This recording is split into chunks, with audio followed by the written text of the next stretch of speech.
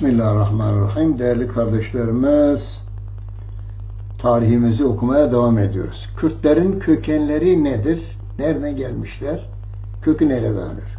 Kürtler, yukarı Mezopotamya'nın en eski ve yerli halklarından olup, Toros dağlarından Zagros dağlarına kadar uzanan coğrafyada yaşayan ve bu bölgeye sonradan yerleşen bir kavim olmayıp, buranın asıl yerlileridir.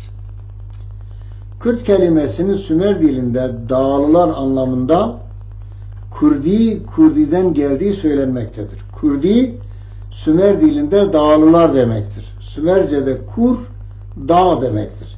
Ti, aidiyet anlamında. Bu ismin geçmişi milattan 3000 yıllara kadar dayanıyor. Milattan önceki tarihlerde Mezopotamya'da tarih sahnesine çıkmış birçok kavimlerin Kürt asıllı olduğu yapılan araştırmalarda ortaya çıkmaktadır.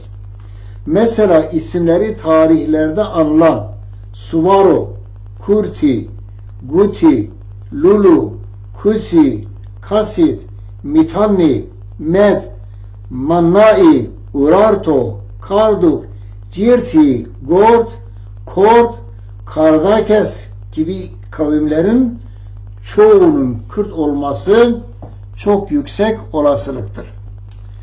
Etimolojik olarak incelendiğinde bugünkü Kürtlerin atalarından bahsedildiği anlaşılmaktadır.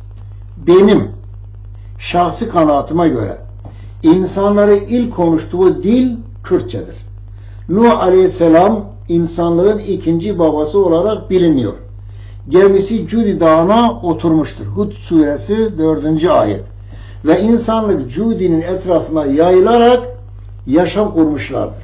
O gün bugündür ki orada bir halk yaşıyor ve Kürtçe konuşuyorlar. Zamanla biraz değişikliğe uğramış olsa da Kürtçenin esas insanlık dili olduğu kanaati hasıl olmaktadır. Birçok tarihçilere göre insanlığın yayıldığı yer Mezopotamya'dır. Bu görüş Kur'an'la da örtüşüyor. Yani hayat Cudi'den başlamışsa ve hala orada devam ediyor ve orada yaşayanlar Kürt ise demek Nuh Aleyhisselam da Kürtçe konuşuyordu. Bu kanaat insanlarda hasıl oluyor. Bende de hasıl olan kanaat budur. Son yıllarda bazıları Cudi yüksek yer anlamına gelir sözleri Kürtlerin tarihini inkar etmeye yöneliktir. Bu tür sözlere itibar edilmemesi gerekir.